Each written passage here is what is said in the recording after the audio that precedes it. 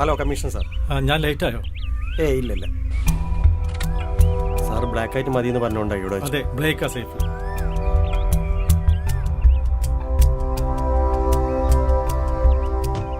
അയ്യർ എന്ത് പറയുന്നു? അയ്യർ സാർ ഹാപ്പിയാ.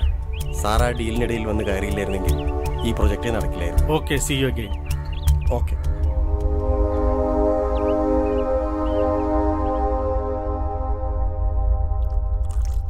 നന്ദേട്ടോ, ഇന്നലെ വരെ സ്വപ്നം കണ്ടതെല്ലാം വെറുതെ ആയിപ്പോയി. ആ അയ്യർക്ക് വേണ്ടി കിരണ അവനെ സെറ്റ് ചെയ്ത് കൊടുത്ത്. ഏയ്, അവനൊന്നുമല്ല. ഇതിനിടയിൽ കളിച്ചത് ആ കമ്മീഷണറാ, സാജൻ. പിന്നെ ആ മാധവൻ തമ്പിയും. സാജനും നിന്റെ പ്രതാപനും വലിയ കൂട്ടായിരുന്നല്ലോ. ഇപ്പൊ എന്തായി? ഞാൻ അന്നേ പറഞ്ഞ അവൻ വലിയ ക്യാഷിന്റെ ആളാണെന്ന്. എന്താ രണ്ടുപേരും കൂടി ഇരുന്ന് ദുഃഖം പങ്കിടുകയാണല്ലോ. അല്ലാതെ പിന്നെ ആ പന്ന കമ്മീഷണർ കൊണ്ടുപോയില്ലേ എല്ലാം. നമ്മുടെ വീതമാണ് ആ നാര് കൈപ്പറ്റിയത്. അങ്ങനെയല്ലല്ലോ ഞാൻ അറിഞ്ഞത്. പിന്നെ 10 CR ആ കമ്മീഷണറുടെ വിഹിതം. My God. പ്രതാപ് സാറേ, ഇതിങ്ങനെ വിട്ടാ പറ്റൂല. അതെ, നമ്മുടെ കൂടെ നിന്നിട്ട് അയാൾ അധികമായി പണം വന്നു ചേരുമ്പോൾ ആർക്കും ഇങ്ങനെയൊക്കെ തോന്നും. പക്ഷേ നമ്മൾ പറഞ്ഞുറപ്പിച്ച ഡീൽ നടക്കുകയാണെങ്കിൽ നമ്മുടെ കയ്യിൽ വരേണ്ടത് 10 CR മുകളിലാവും. ആ കമ്മീഷണറെ പൂട്ടണം. അതിനുവേണ്ടി നിങ്ങൾ ആരും ഉറക്കഴിക്കേണ്ട ആവശ്യമില്ല. അത് അവൻ നോക്കിക്കോളും. ഈ സീൻ തുടങ്ങി വെച്ചത് അവനാണ്, മഹീന്ദ്രൻ.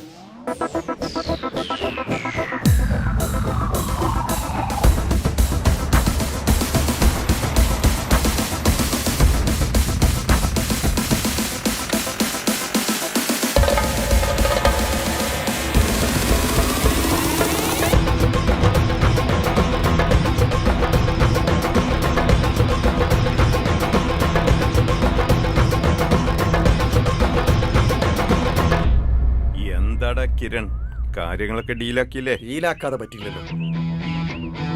അയ്യൊരാവശ്യം പറഞ്ഞാൽ തമ്പി സാറിന് ചെയ്യാതിരിക്കാൻ പറ്റും. തമ്പി മാത്രമല്ലല്ലോ സഹായിച്ചത്, ഇത് കമ്മീഷണർ സാജന്റെ ബുദ്ധിയല്ലേ? നിന്റെ ഈ ചിരിക്കുള്ള മറുപടി മണിക്കൂറുകൾക്കുള്ളിൽ നിന്റെ ചെവിയിലെത്തും.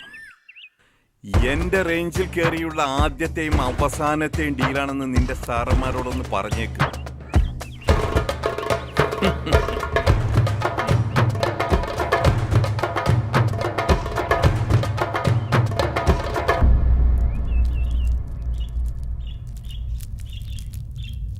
ബാലു. ആ മാഡം, ഞാനൊന്ന് പുറത്തു പോയിട്ട് വരാം. അച്ഛൻ വന്ന പറഞ്ഞേക്ക്. ആ, ഡോർ അടയ്ക്കാൻ മറക്കണം. ഓ ശരി. ദേ, സാറ് വന്നല്ലോ. അല്ല, നീ ഇതെങ്ങോട്ടാ?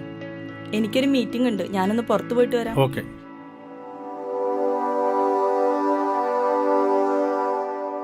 ബാലു,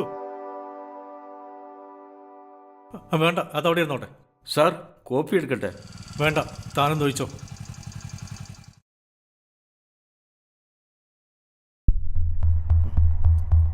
സാർ. എന്താടോ ഇനി problem? Sir, DGP Devan sir 2 തവണ വിളിച്ചിരുന്നു. സാർ ഫോൺ എടുത്തില്ലായിരുന്നു. ഞാൻ ഡ്രൈവിംഗിലായിരുന്നു. പുതിയ സെർവൻ എങ്ങനെയുണ്ട് സാർ? ഇപ്പം വന്നല്ലേ ഉള്ളൂ, 2 ആഴ്ചയല്ലേ ഉള്ളൂ. നോക്കട്ടെ. താനൊരു സ്ത്രീയുടെ കാര്യം പറഞ്ഞില്ലേ, അവരെവിടെ പോയി? ഞാൻ സാറെ വിളിക്കാം സാർ. വേറൊന്നുമില്ലല്ലോ? ഇല്ല സാർ.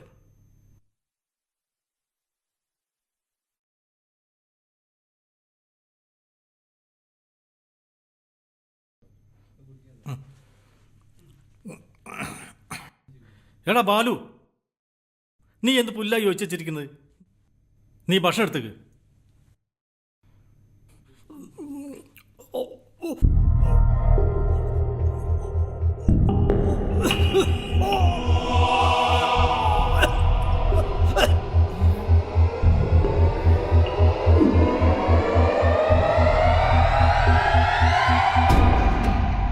Sorry sir. എടാ നീ ഒച്ച വെക്കണ്ട സാർ. ഈ പണത്തിന് വേണ്ടിയല്ല ഞാൻ വന്നത്. അത് 20 മിനിറ്റകം സാർ തിരിച്ചടാ. ഞാൻ ആരാണെന്ന് നിനക്കറിയില്ല. സാറിന് ഓർമ്മയുണ്ടോ? ദാസ് എന്ന് പേരുള്ള ഒരു ടാക്സി ഡ്രൈവറെ, അയാളുടെ മകനാണ് ഞാൻ.